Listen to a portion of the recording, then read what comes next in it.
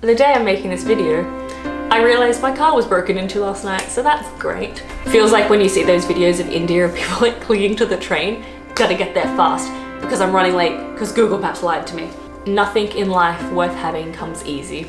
Hi guys and welcome back to my channel. If you're new around here, I am Yvette and I moved to the UK in May last year and I'm documenting my experiences. Whenever I make videos, I like to think, would this have been helpful when I was moving? And this is one of those videos. So this is things no one tells you about moving to London.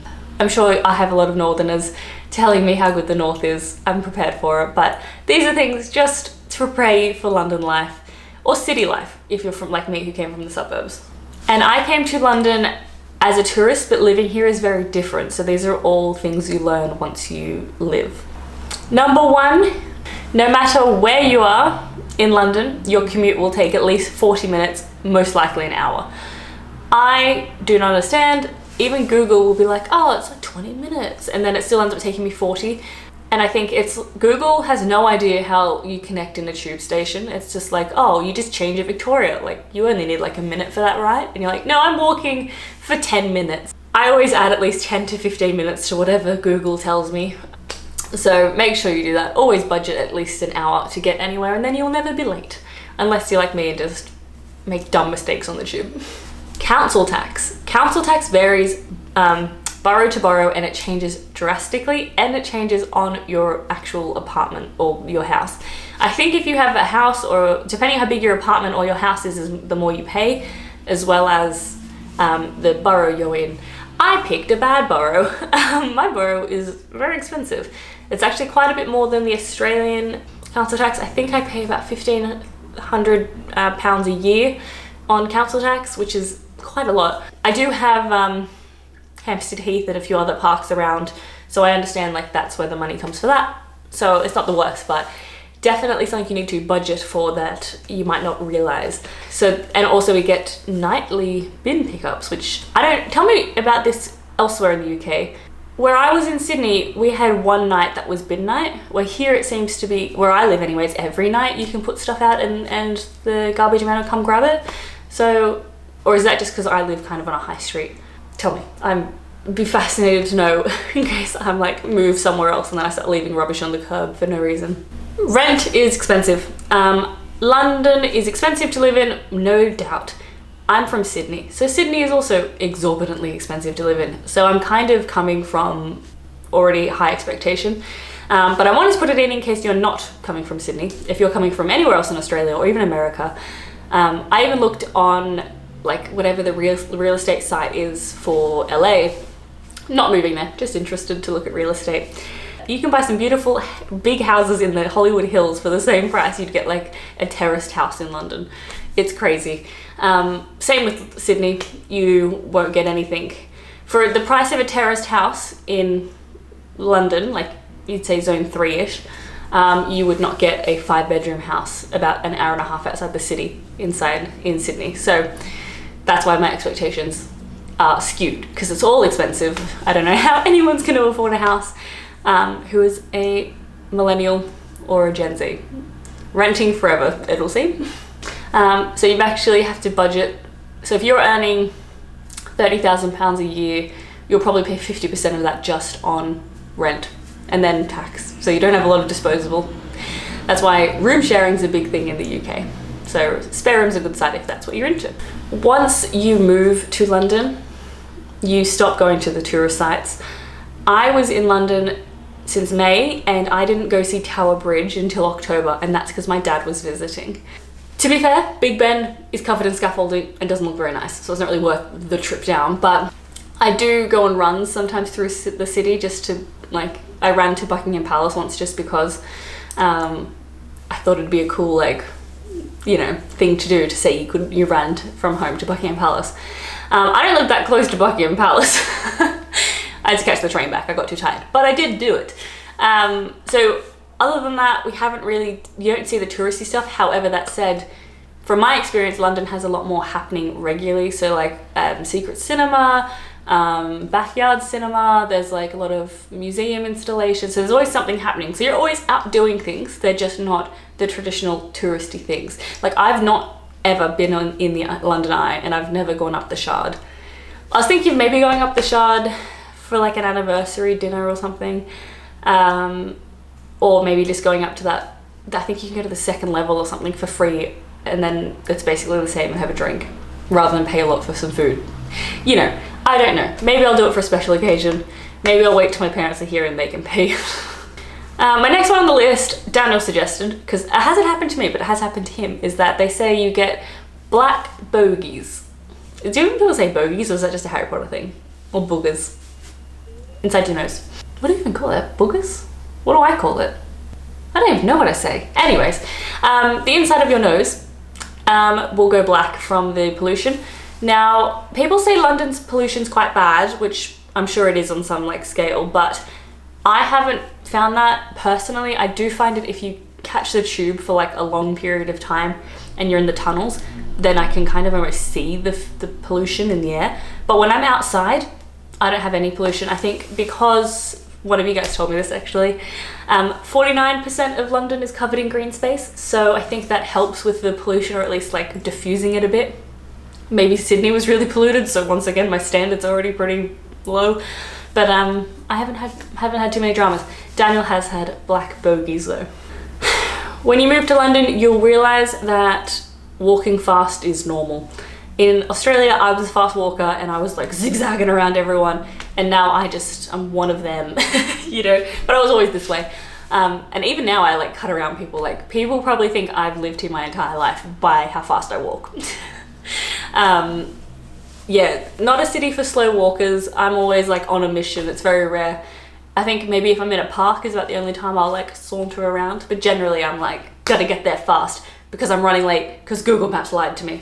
I've mentioned this in other videos, but TV license, if you're coming from somewhere that's not the UK, it's gonna be confusing and weird when the TV license people come knocking at your door, but just do as they say and I'm not coerced in any way, shape or form.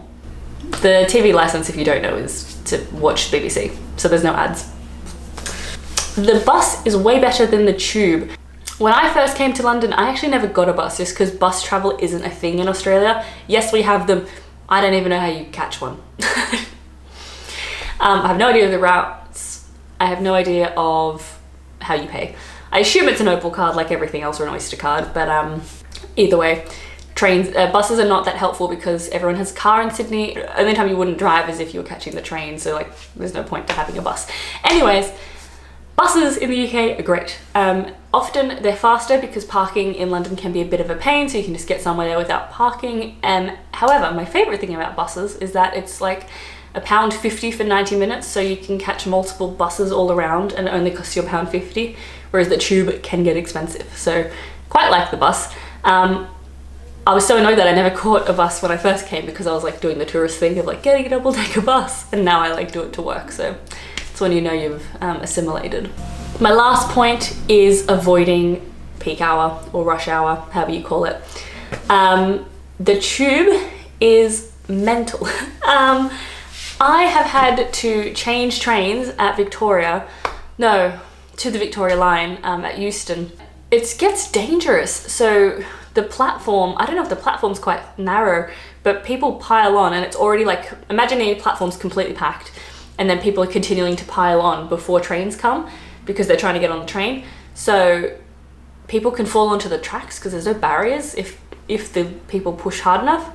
And then I've waited at Euston Station for the Victoria line for like 3 trains to come past because so few people can get on because it's so congested. It feels like when you see those videos of India of people like clinging to the train, that's what it feels like. So you need to plan extra time because Google's lied to you and you need 10 extra minutes. You also need to plan for not being able to fit on the train you want because too many people. So just basically, once again, everything, tying back to my first point, will take at least an hour because you need to factor in all of these like delays. Or you can walk, often the stations are close enough, but you think, oh, I'll just catch the tube because I'm already on it. But by the time you change your connections, you may have just walked it, you know? Another thing with London is that everyone's quite reserved. So like, I think I've seen my neighbours once or twice and I've been here for 8 months. And I love that because I'm also very reserved. I'm like, actually no, they're pretty nice. I'd be friends with them. I shouldn't be so close-minded. They're pretty nice. But yes, so people stay in their lane and don't really, it's not, do you know what I used to do? And this should tell you I'm in the right city for sure and I should have moved, but where we lived before, we had a house and then our neighbours were there and like they had kids, so it took them a bit to, you know, get in and out of the car before they were leaving. And if I had to leave and I saw them at the front, I would literally wait till they were gone so I didn't have to do small talk. Because I was like, I don't want to do this. I'm sorry if that makes me a bad person. Small talk's fine sometimes, but when you're like, I've got to, like when you're leaving for work, you're like, I'm already depressed enough as it is, I don't need small talk on top of it. Crime in London's a thing. The day I'm making this video, I realised my car was broken into last night, so that's great. Luckily, I don't store anything in my car because this happened to Daniel 2 months ago. Was it 2 months ago? I don't know. In the time I've lived in London, at least in this apartment, Daniel had his phone stolen from one of the mopeds. My car was broken into this morning, and Daniel had his car broken into. Luckily, they're not aggressive, they don't break the car. I don't know how they're opening it. At first, when it was Daniel, I was like, maybe I left the door open, you know, maybe I just had a brain fart. I was like, I'm pretty confident I didn't leave my car open a second time. Like, it's rare for me to do it the first time. When we got in the car to go to the gym or something, and there was like McDonald's on the floor, and like we don't eat McDonald's, so I was like, that wasn't me. And then you notice the glove box is open and everything's open, and you're like, cool. So luckily nothing was stolen from that time because there's nothing in it, because that was like, we'd only had the car like a week when that had happened. And then the one this morning, I literally don't know when it happened, to be honest, because it's the Christmas period, I haven't driven. And I literally just walked past on my way home and there was a beer bottle sitting in the car and I was like, that's not mine. So that was fun, and then I realized they stole my fuel card, so I have to cancel that and get that reordered, and that's annoying. But other than that, there's nothing. I don't keep it. My car's a work car, it's basically a home office in my car. So it's just a bunch of pamphlets. So not that exciting, but very annoying. So you just really cannot leave anything in your car here. I live in a nice suburb, but I find if you look at London, there's so many areas that have like high crime, even if it's a nice area. The crime seems to bleed across because it's all pockets. There's no, like everything's always close to a high crime area. I'm gonna move to the countryside somewhere. Someone tell me somewhere that I can move that's safe. But weirdly, my apartment feels very safe because I'm up high, then no one can see it. I'd be so paranoid if I was on the ground level.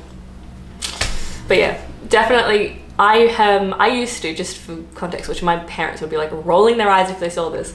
I used to leave my work handbag, which had like my work rubbish in it, in the car when I was in Australia on the floor. Like I just leave it there. So in plain sight, but because where we lived, it was like quite reserved and no one could see anything. So I was like, it'll be right. And it was right. I never once had my car broken into in Sydney.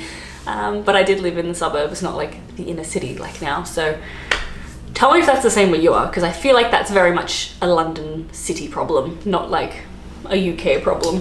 But definitely just like this morning, I wasn't even like rattled when I saw it. I was just like annoyed more than anything. My last thing about moving to London that no one tells you is that it's worth it. I am very, very happy here. At least I'm very happy in the UK. Everything I love about London is generally a UK thing. I love the people, I love the culture, I love the food. Controversial, I know Brits have such a bad reputation for food, but I love plain food, so I'm loving it. And there's always stuff going on. Pretty much anytime there's an international artist, they come to the UK somewhere. And they generally always come to London. They never come to Australia. And if, oh my gosh, you should know, if like Bruno Mars or someone like A-lister came to Sydney, you can't go on the roads anywhere. They all shut down because everyone's heading to the same stadium and the roads can't handle it. So like, good luck. Good luck. Although there's 1,000 videos and lists about like worst things about the UK or things no one tells you, or, you know, rent is high and blah, blah, blah. My saying for life, and I was actually considering it getting tattooed, we'll see, but nothing in life worth having comes easy. It's a bit wordy for a tattoo, if someone will shorten it, tell me how you think, but I use that mantra in almost all facets of my life. Nothing worth having comes easy. If you want a banging body, you got to work out for it. If you want a good career, you've got to work for it. Nothing. And then I often think of people who win the lottery and then the suicide rate with that because it came too easy. So I think there's an important aspect of cost versus payoff. So you gotta work hard for something to be worth it. So I think London very much falls into that. It's a lot of work putting up with the crime and the rent, but it's worth it. People still want to live here because that's why the rent's so high. So hopefully this video helps you if you're moving here, or gives you a bit of a chuckle if you're already living here. Tell me in the comments below what you would give. Tell me in the comments below your #1 tip to give someone who's moving to London. And give this video a thumbs up if you enjoyed it, and hit subscribe and hit the bell if you want to see me next time.